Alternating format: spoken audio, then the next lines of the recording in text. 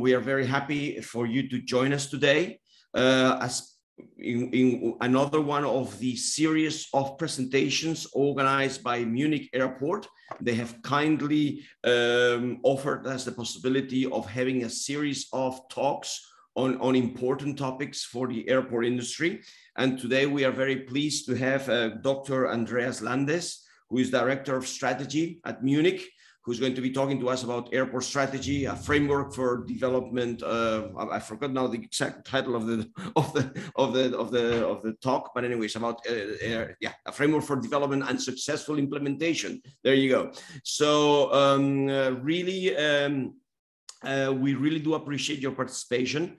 I must say that we are amazed by the success that we've had so far with this series and all the webinars that we have organized at ACI-LAC.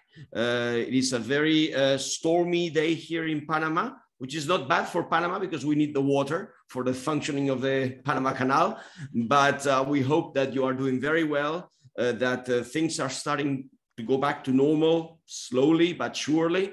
We had very good news today. For example, we heard that the Panamanian digital COVID certificate, it's actually been accepted by the European authorities, and it has the same value as the European COVID certificate. So this is I mentioned this because these are the sort of things that may be a bit subtle, but are extremely important, okay, for all of us around the world. So without further ado, willkommen, Andreas. Vielen Dank. Thank you very much. And before that, actually, I'm going to pass on the mic to my colleague Francisco, who is going to be actually telling you how to operate the Zoom system so that you can actually hear us in the language of your choice. So thank you very much. Vielen Dank, Andreas.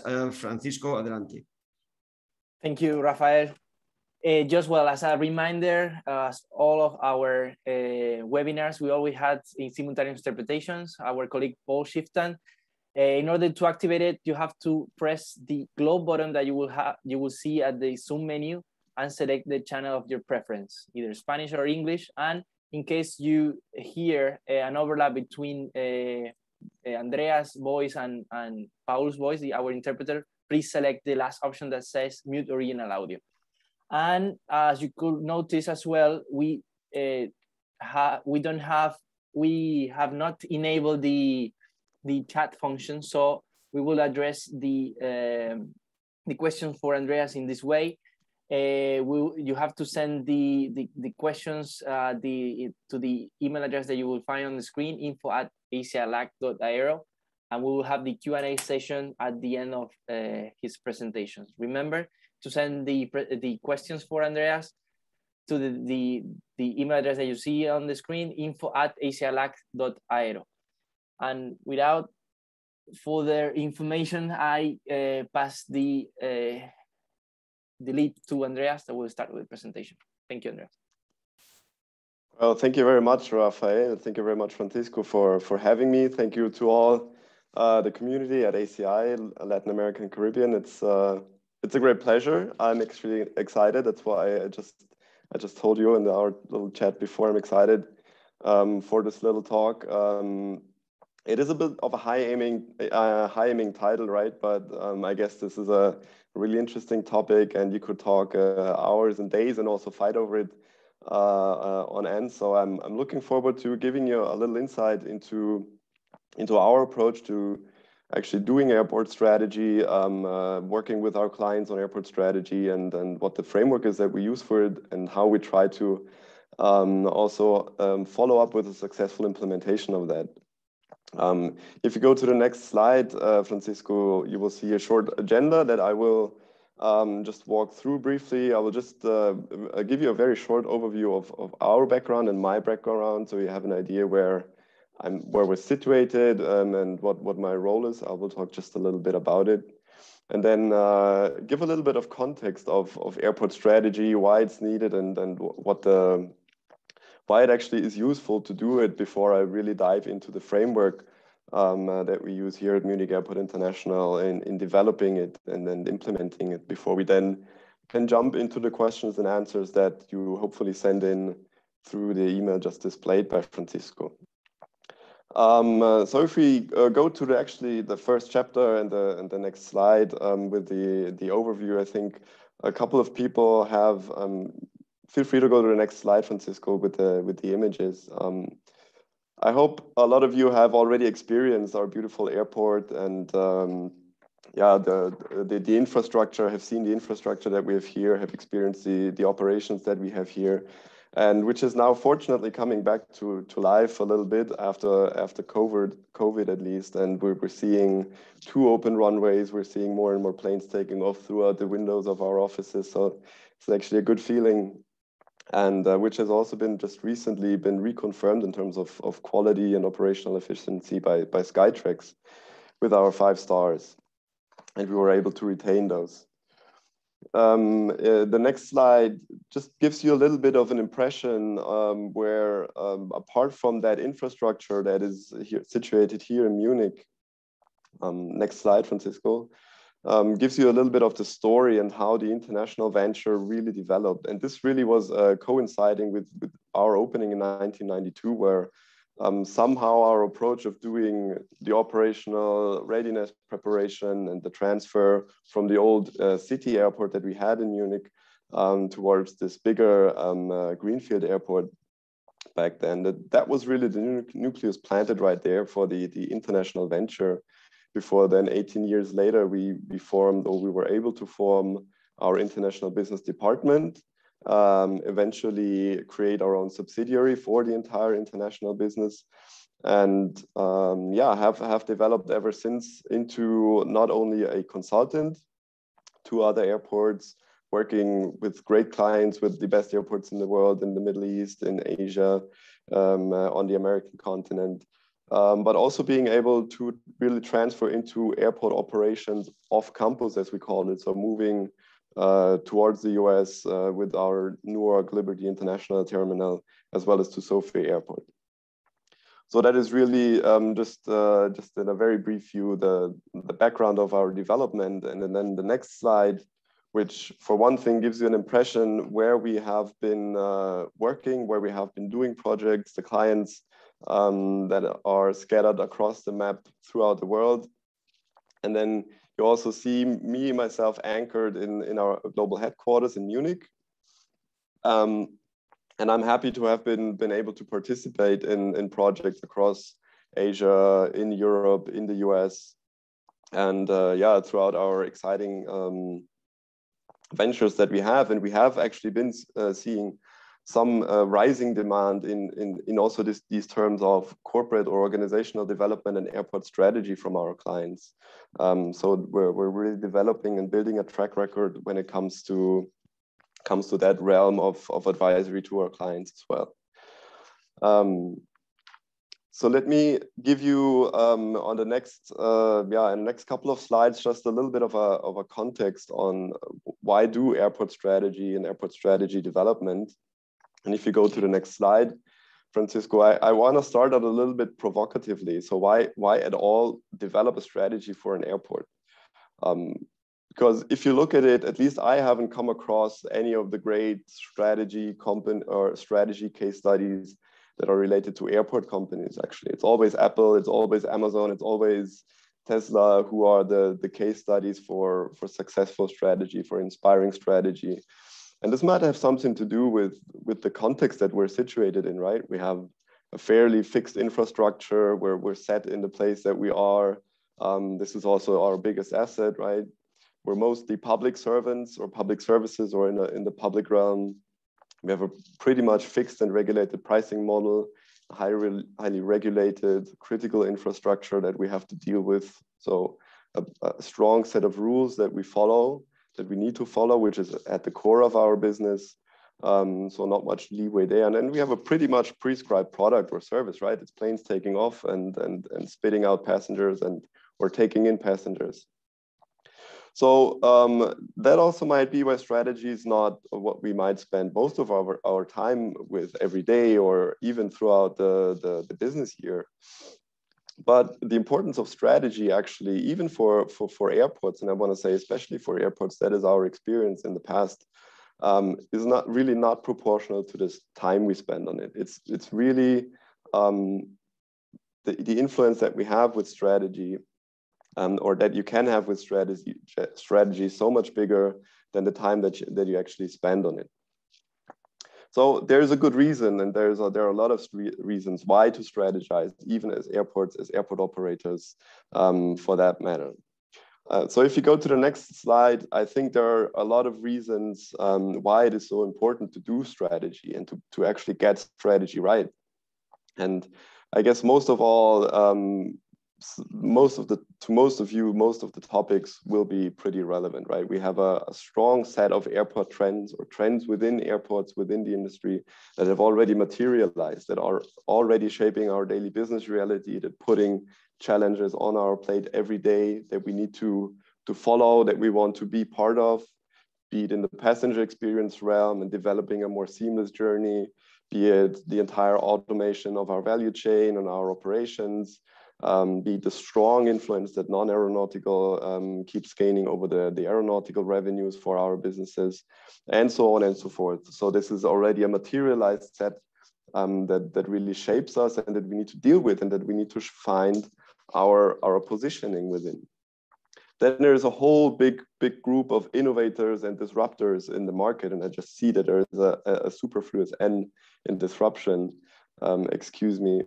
So there's a whole set of companies out there that are challenging the way we travel, that are challenging the way that our customers, our clients travel, how they move from place to place, and what actually their needs will be in the future in terms of traveling.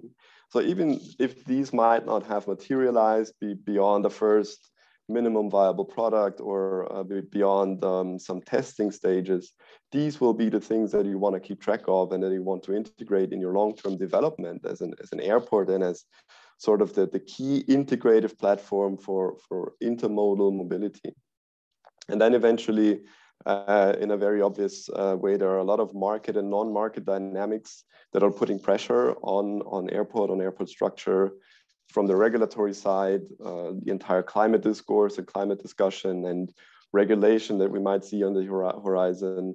Also to market changes and changes in customer behavior, different demographics that is traveling that will influence not how the airport operates, but how it needs to shape and bend towards fitting to its clients even better. So there's a lot of need to really develop strategy. And if you go to the next slide, Francisco, what really is within this dynamic environment of materialized trends, of disruptors and innovators on the horizon, and who might be big game changers eventually also for us, getting strategy right is really hard, but it still yields a wealth of benefits for us in terms of then actually dedicating time to it and really spending some time to develop it right, to get it right, and harvest all these benefits that there are. On the one side, strategy really defines the scope of what we do and what we don't do. So it sets the agenda, not even for the short term, but for the long term. It gives some clarity, it gives some guidance. And it's obvious we're all playing the game of airports and aviation and travel, but it much better lets us understand for each and every single airport who has different prescriptors, different requirements, different legislatures, and so on. It makes us better understand the game we play and also put that in a bigger picture. Secondly, we can get everyone on board with strategy, pulling in the same directions, be it internal or external stakeholders. It is a strong tool to have a convincing strategy and being able to communicate that to our stakeholders on the investor side, on the public side, but also on the client side and the internal side. And thirdly, and this is one of the greatest benefits and really why we do strategy, it enables us to direct time and money to the right initiatives and projects. So this is why we're actually doing it, right? We want to know what to do. We want to do the right thing, and we want to do it based on a good basis of knowledge, of wealth, and with confidence. And this is what strategy enables us to do. which then eventually leads us to the fourth reason. When we do the right things, strategy enables us to really positioning us within our catchment area vis-a-vis the competition, other airports, and also being really able to shape our airport towards an actual resilient business and towards a business that is future-proof. Yeah.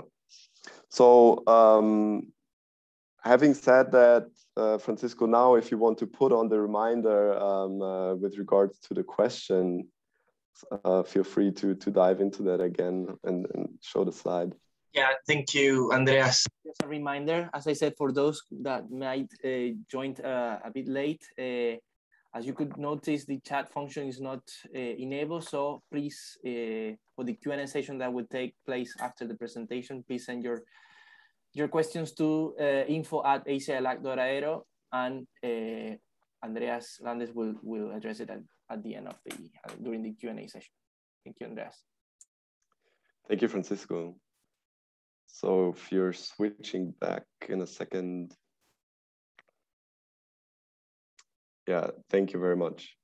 So having said all that, with regards to the environment that we are in, we've really come across so many challenges and in different shapes and yeah, various levels of depth. And to address this, there will always be, and let me say that as sort of a disclaimer, there will always be the need to tailor frameworks, to tailor approaches, to tailor tools, to use the right tools.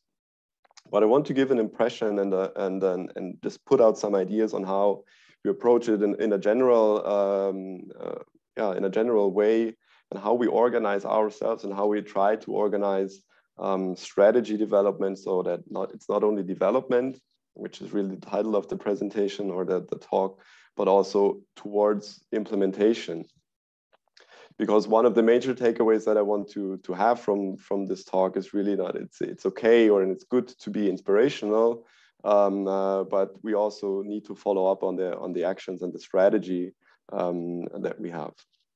So what we firstly what we do is we define some principles, how we're approaching strategy, and what is sort of our underlying understanding is of a strategy, if you will, or of the strategy once you develop it and once you dive into it.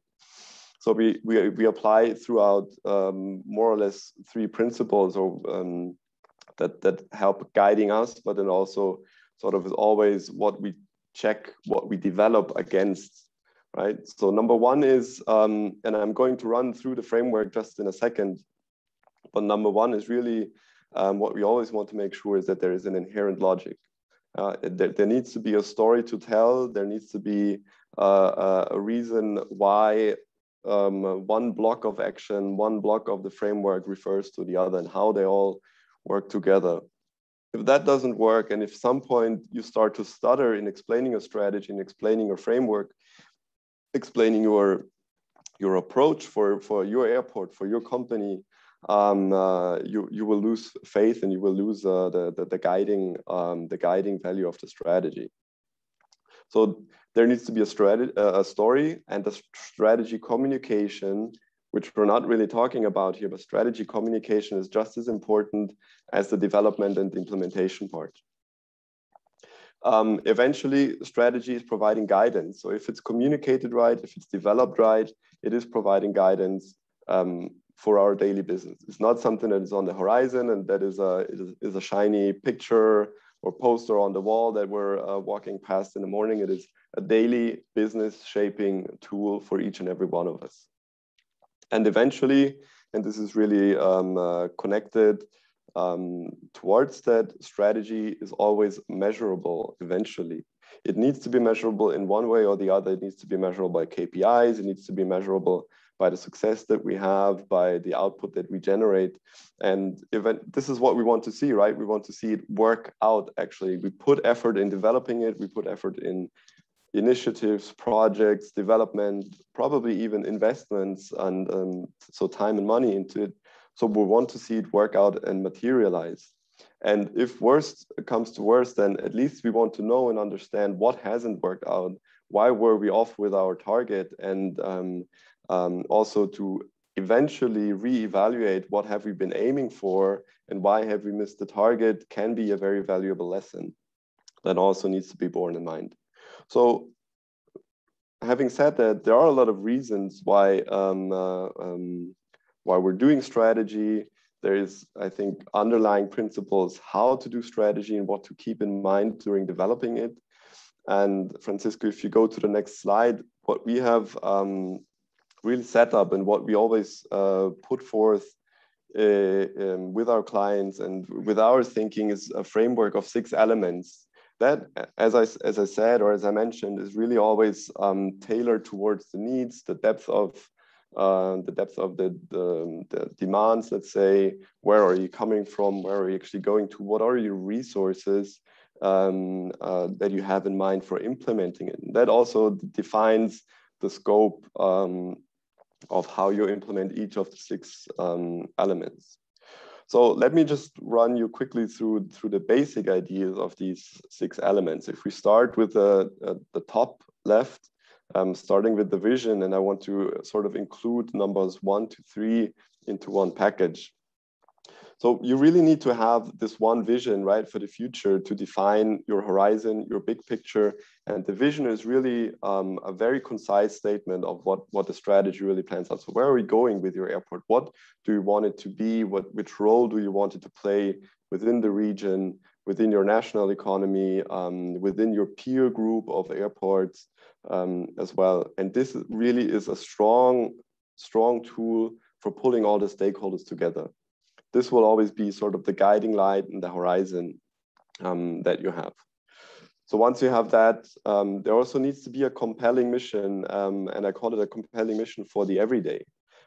I think I'm assuming, right, that we're all somehow fascinated by our industry, by our airports, how this complex system works and what we can do with it, and yeah, just have a fascination for the business. So we're going motivated to work every day, but developing a compelling mission. Why are we doing what we're doing? What is the contribution that we have beyond just running the airport, making planes take off and land? And what do we need to shape can be a very powerful tool for the everyday motivation, for the everyday kickstart into the day.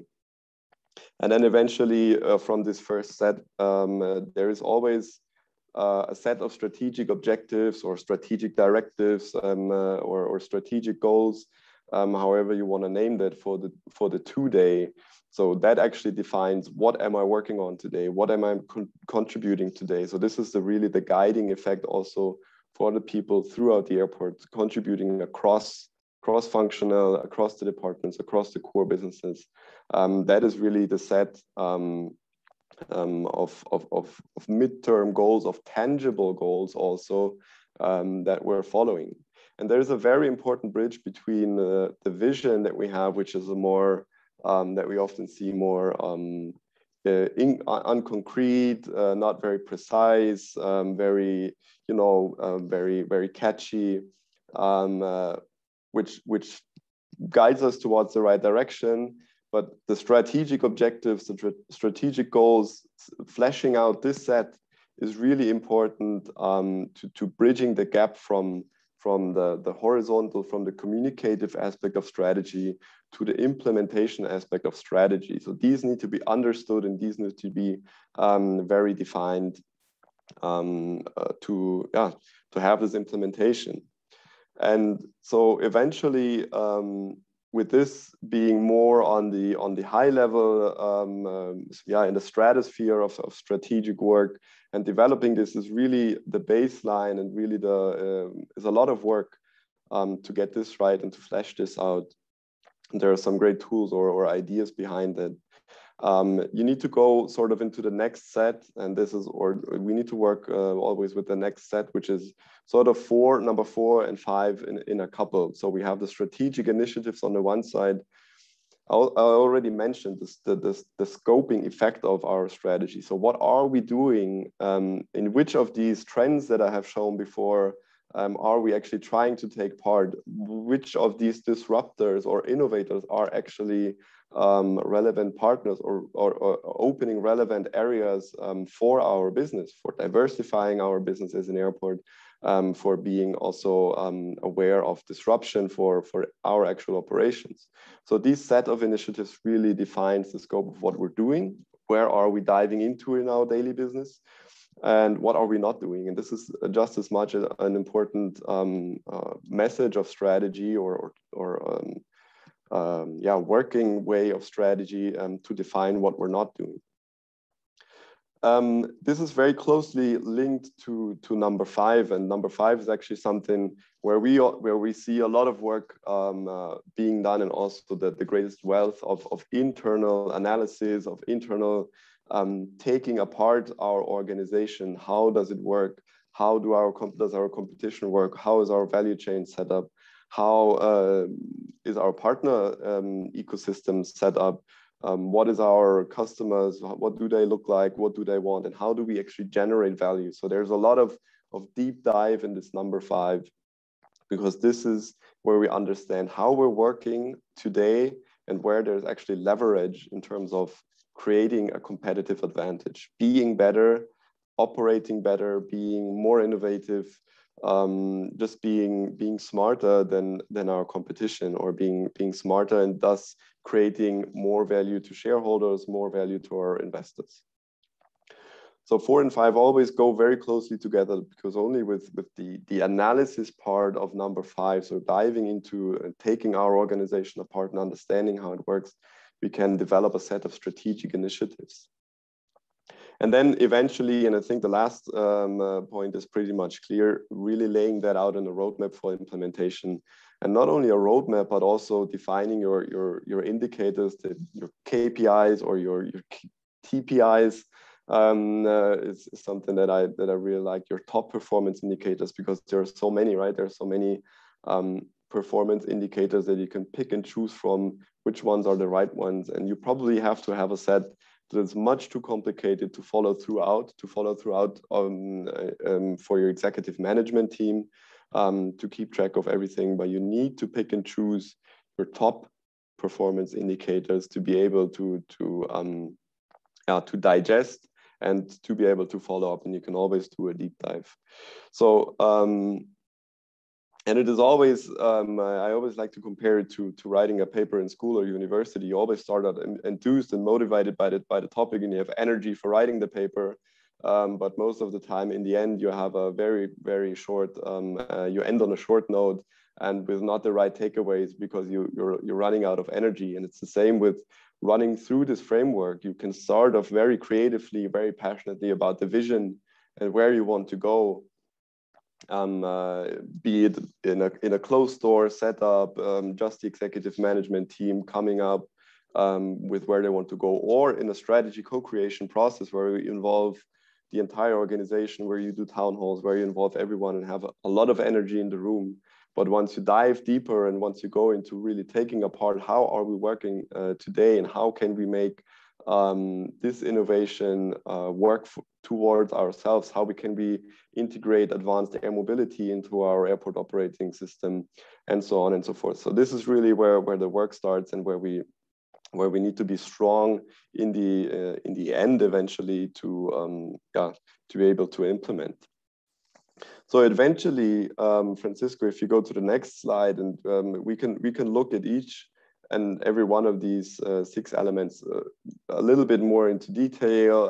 Having a guiding question, I don't really want to dive deeper. Maybe if there are questions in the end, I'm happy to do this. But it really comes down, as I mentioned just before, to the logic of the story, or the story eventually behind it, because it always comes down. We know what the game is that we play, but it always comes down for the daily business, and for the if you look at the guiding value that strategy has, it will always come down to how do our strategic initiatives, so what the thing that I'm working on today, how does it, by being laid out sort of in a roadmap, by following a KPI, by contributing to a KPI, how does it actually materialize in a competitive advantage? How does it improve the organization today?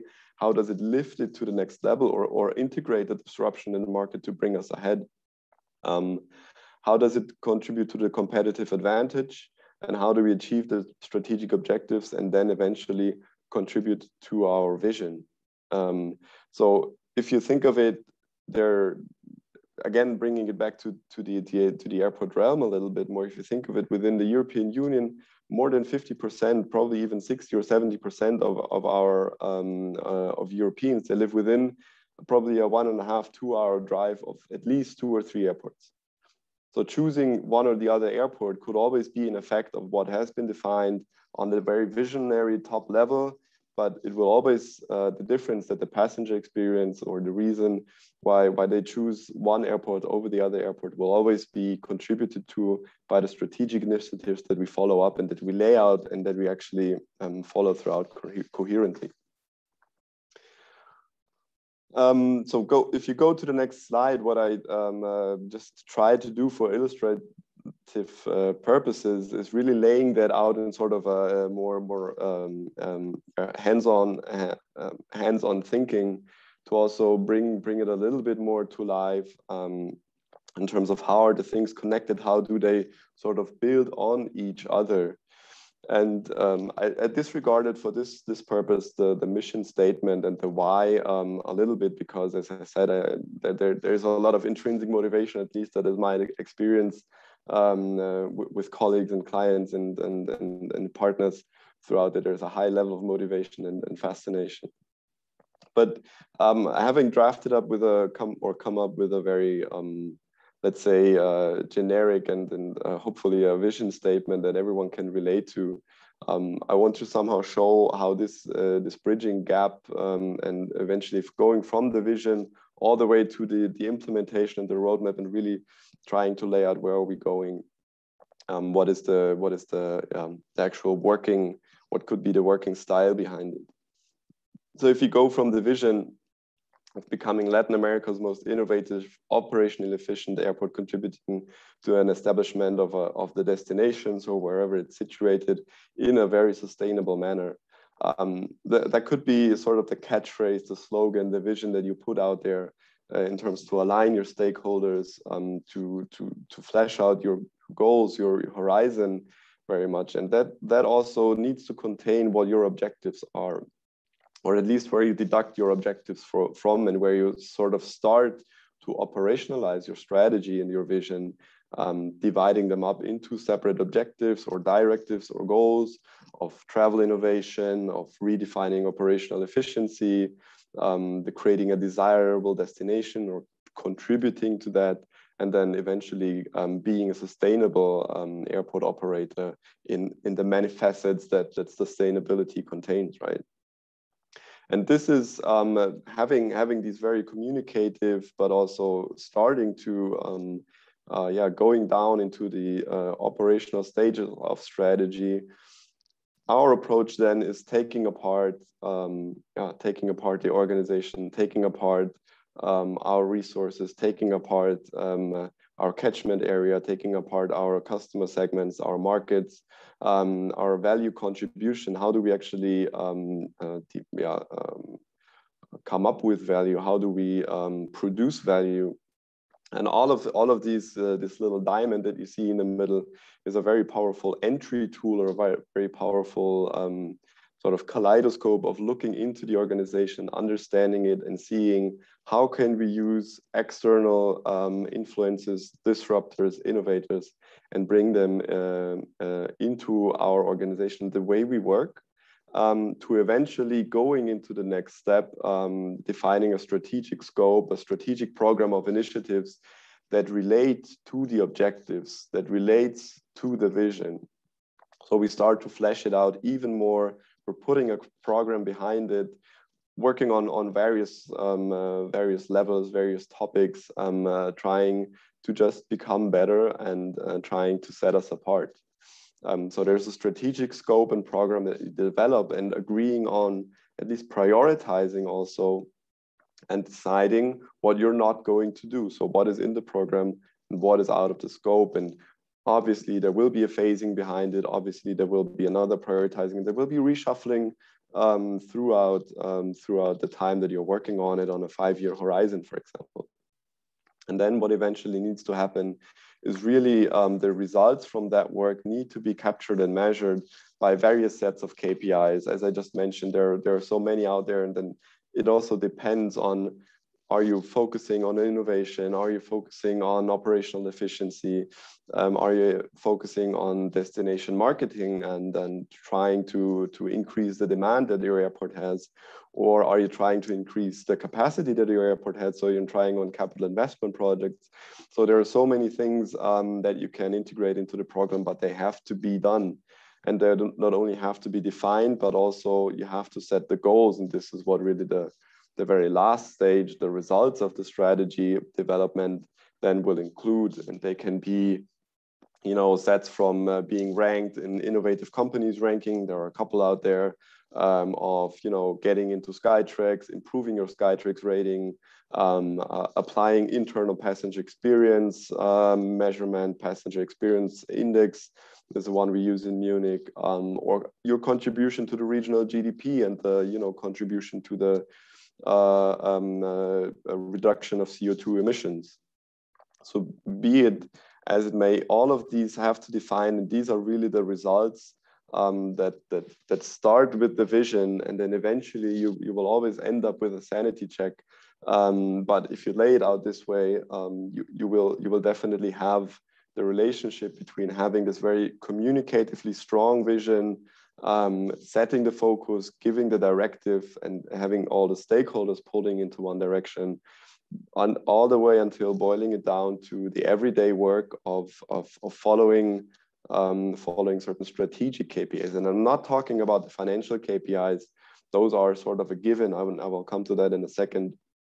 They're sort of a given that we need to follow. And obviously there are also the core processes that we need to follow, but the strategic KPIs in terms of where do we want to see our long-term development go, be it in quality, be it in innovativeness and R&D, be it in sustainability, and so on and so forth. So if you go to the next slide, Francisco, what we then follow up with to really keep this in place and keep this in check, and this is really also just for illustrative purposes, is then implementing a strategy governance structure, because strategy development, as I said, is good. But strategy development is probably only as good as its implementation. Therefore, you will always put in place some sort of form of governance structure that on the one hand defines how do you govern it, how do you track it, how do you measure it, how do you report it, and how do you use it as a tool in the various shapes that I have talked about in the beginning, but also the responsibility. How much of the responsibility remains with the top management? How much do you give into your strategy role or department or head of strategy? And how much do we delegate to the business areas and the business functions within, let's say, the operations business or the aviations, the commercial business, some outsourcing, and so on and so forth. So there's always some sort of a development of a performance management system involved. The definition of the appropriate KPIs I have talked about, they need to be appropriate, and there will be various sets. And it's some sort, we need to be honest to ourselves and be able to also boil it down to our top performance indicators and follow through with those. And then just establish also the reporting, the right governance, really, of following it through. And as I was just showing on the bottom, be it in a matrix or in a process view, you will always have then be able to really see who is responsible for following through with which KPIs, with which initiatives. And as I just mentioned before, there will always be financial KPIs from EBIT, EBITDA, return on capital employed, and so on and so forth, that will really sort of be the foundation, because without that, there won't be much strategy implementation going on pretty soon. But then the set of strategic objectives and strategic KPIs is really what is guiding the way into the future. And I was using the innovation, operational efficiency, creating a destination, sustainability as an example here of our 4 building blocks and areas of strategy that we can use as a cross-functional guiding principle throughout business areas of the airport. And that is what we always follow up, or let's say want to close the strategy exercise with, and really implementing that all the way from development to the implementation and the governance of strategy development. And that eventually would be the end of my presentation, or of my ideas that I wanted to put out there.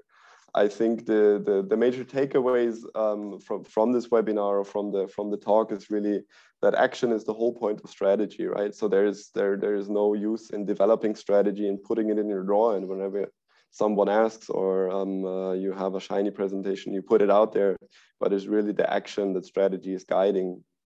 And it's eventually fine to be aspirational, but it's not enough.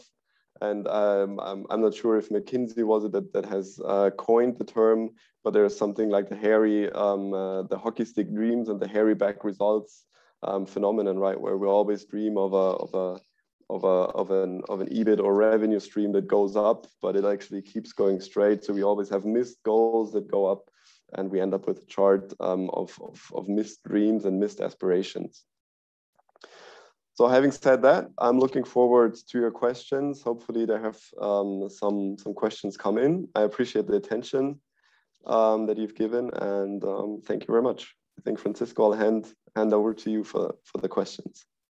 Thank you, Andreas. We have received some questions. I will start with one from our friend Alison Larrea from Quito Airport, that says, developing strategy is a must for leaders, but how do you ensure those leaders cascade down the strategy to all employees so that they understand how their job contributes to the corporate strategy? Yeah, great question. And that actually is what I was talking about in the very beginning. So we have, I always think there are three, let's say, main elements to strategy, which is the development. Yes, it is for leaders, and this also, I don't agree with 100%, because there are different styles that we see. You can do it behind closed doors, most certainly, especially vision, mission, your objectives.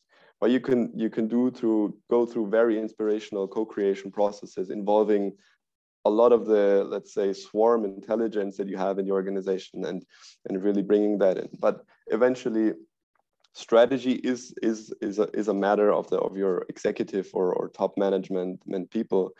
So we have the development, you have the implementation, and probably the gap, and this is what your question points towards, is strategy communication. So how do you make it? How do you make sure that A, strategy is understood, and B, strategy refers to everyone's daily business? And really, this is besides the implementation and really following through with your strategy before you throw it overboard or redo it, this is really the part where I think goes even less effort in. So you have to put, and that's what we advise, you have to put sort of a regular communication and regular, let's say a regular communication stream towards the entire organization. And that works best if you have the story in place.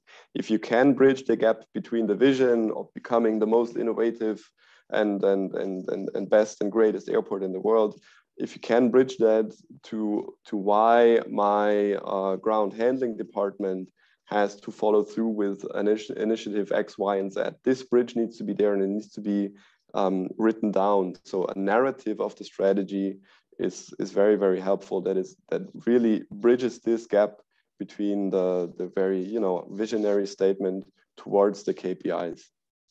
And there's a lot of effort that goes into it, and then eventually it needs to trickle down in terms of who does it. I was talking a little bit about strategy governance and strategy, the modus of reporting and the modus of the strategy governance. So who's responsible for that? how you want to shape that and what kind of roles do you have. Is there a strategy responsible person, like a head of or director, who can take care of that, who can take care of the communication of strategy? Or is it sort of the executive management teams and the department heads duty to communicate that and be also the repositories of the entire set of strategy? They need to be able to understand why X relates to Z, how vision relates to the KPI, how the objective or how an initiative contributes to an objective. They need to be able to answer these questions, but not only passively, but proactively. And that very much depends on how the company is set up, how your organization is set up in terms of interfacing or interacting with the company. But I want to say, if you want to put it out there like that, probably the third pillar that is missing from this setup is the strategy communication next to development and implementation. Thank you, Andreas. Very interesting. But thank you. Great question. Yeah. Thank you. We have another question here, which is we normally receive that during our webinars, and it's related to small airports.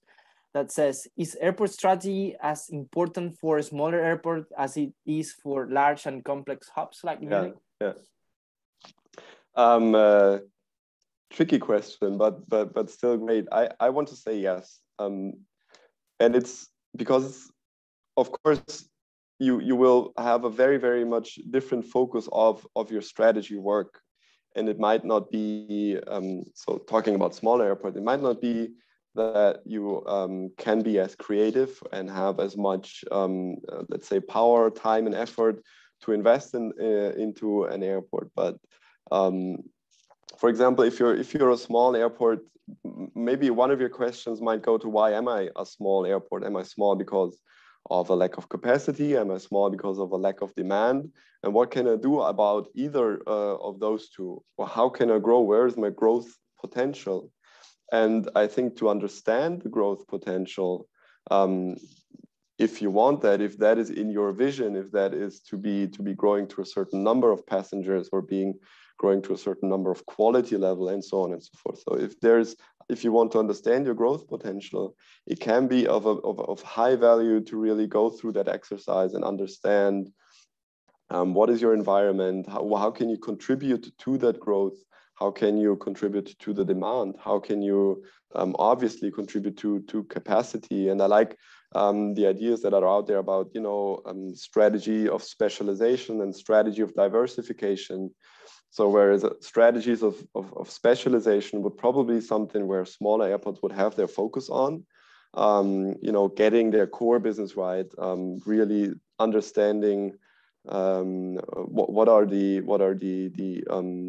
important environmental factors that influence me and how can I contribute to that. And then the strategies of diversification, meaning going beyond your core business, developing into more real estate, developing internationally, developing more of an intermodal approach, or being part of advanced air mobility and so on and so forth. That might be more the focus of large hubs, of international hubs, or of even multi-airport operators that you also have out there. But I, of course, admitted that there is not as much room for creativity and power probably to invest in the strategy process. That's one thing, but also to eventually invest into the strategy implementation. So you need to have a different focus, and still I think it is a very valuable tool on a different scale and on a different focused level than for small airports and as well as for big airports. Thank you, Andreas. And I think, well, I have another question that it will fit for both small and big hubs. That says, how often does airport strategy have to be reviewed or reworked?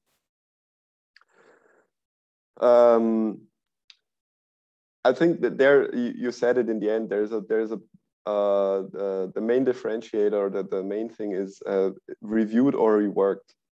I think review on what is part of strategy implementation, and what in too few cases actually happens is that you make strategy, and the strategy that you have developed, let's say you have run through the process, you have developed it, you have invested 6 months with your management team, with your group into developing a strategy. You have your implementation, you have your roadmap. It doesn't stop there. It needs to be reviewed every year, and it needs to be implemented and integrated strongly with your business planning, with your annual budgeting process. And the one doesn't work without the other. It needs to be an integral part. So a review is, in my view, best done every year. If there's no, great events that have happened like COVID, or some major changes that have come up, but it is sort of an annual task to review it, look at it, and say, is our set of initiatives starting at that level, not touching the vision, not touching the objectives too soon, but is our set of initiatives still the right set? Do we need to reprioritize, deprioritize, phase it differently? Do we adjust the KPI levels of achievement or targets? That needs to be done every year, that there is a review element to that is annual. Redoing it, actually going through the exercise again, really challenging it, is not something that I would do before at least 5 years.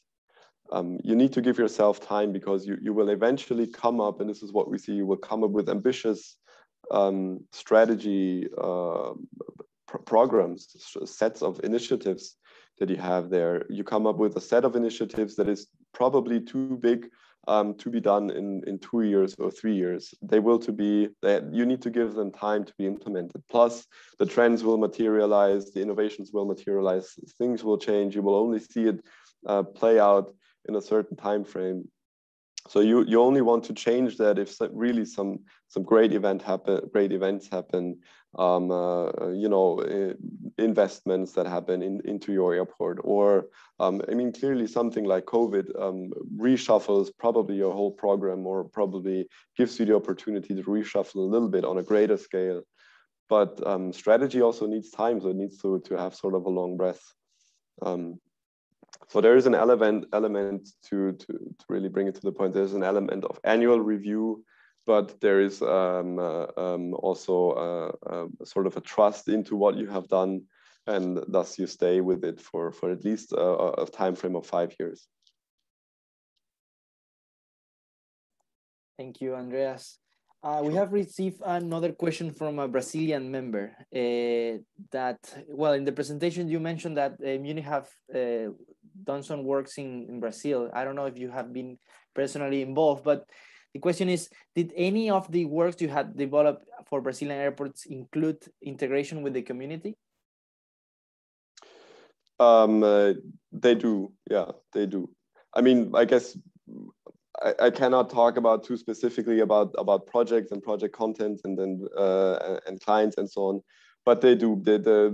I think that is really the key aspect of reviewing where do you fit in, where do you come in. It will not be always your main denominator for the project going forward or defining it, but this is what I alluded to, and this is what we do there as well. Understanding who are your stakeholders and what are the demands and the needs, and strategy. It's not only strategy that gives you that insight and lets you process it, but it is an important part that you can integrate into your strategy process and understand your stakeholders. For that matter, also in that market, regional, national, community interests that you need to pay attention to. And this is not only in Brazil, and you see it with different levels of importance, and also depending on, there's so many factors that shape your setup of the airport organization, of the public and private space, of what is the say that communities are being given. But there is definitely, I want to say almost always that element, including those projects. Yeah. Thank you, Andreas. And thank you to all the participants that have sent their questions. We are almost there to the end of the session. And for those who perhaps haven't had the time to send the questions, please send it to the email address that you have, our email address, info@aci-lac.aero, and we can share it with Andreas after this call. Yes, Rafael, happy to look to answer those. Thank you. Rafael, I don't know, you want to no, I was just going to say, I don't know if you can see me, but it doesn't matter. Yeah. I just was going to say that the question about the small airports, I am very happy that someone has asked that question, and I would encourage them to really write to us at ACI-LAC, because we want to make a special effort to support small airports. Of course, one of the questions that you would ask is, what is a small airport? You know, a small airport in Asia is not the same thing as a small airport in Latin America. But in Latin America, we do have indeed lots of small airports. And, you know, sometimes I can see, because of the historical reasons or whatever, that they are somehow passive, or depending on who manages them, are somehow passive. But as an airport in our communities in Latin America, play a very important role. They are not subject to the same level of competition in terms of geographical proximity that you may have in Europe. I mean, in Europe, sometimes it's very difficult to determine what a small airport can do when you are only half an hour away from a bigger airport. In Latin America, because of the fact that we don't have alternative transportation modes, you know, aviation keeps on playing a very important role. And, you know, even if you think that you are small, that you are somehow out of the, you know, minds of the big players, you have a very huge impact on your community, and you have to think beyond the purely aeronautical aspect of the business sometimes, you know, and there are many things that you can do. So please contact us, because we want to help small airports in particular. You know, the big ones, you know, they have the resources. They can ask people like Munich, they can ask people like the big consultancy firms, you know, but the small airports, really, I know that they have a challenge, and we are very happy to help you in any way we can. That's what I want to say. And thank you very much, Andreas. This was very helpful. My pleasure. I really like your approach. Very, you can tell that you have a PhD, you know, very academic, and that sometimes is a problem, though. Yeah, no. You can get lost in the. No, but it's very good the way that you have presented it. So thank you very much, and once again, thank you, Munich, for you know, agreeing to have this series of presentations. Thank you, Francisco. I don't know what you want to say. Yeah, just to close, to remind the participants that we will send the slides as well as the recording. We will upload the recording to our YouTube channel. And in case you have any other questions for Andrea, please let us know, and we will share it with him. Thank you, please reach out, email, phone, whatever, what have you, LinkedIn. I'm happy to interact even beyond this webinar. And thank you again for having me. It was a great pleasure.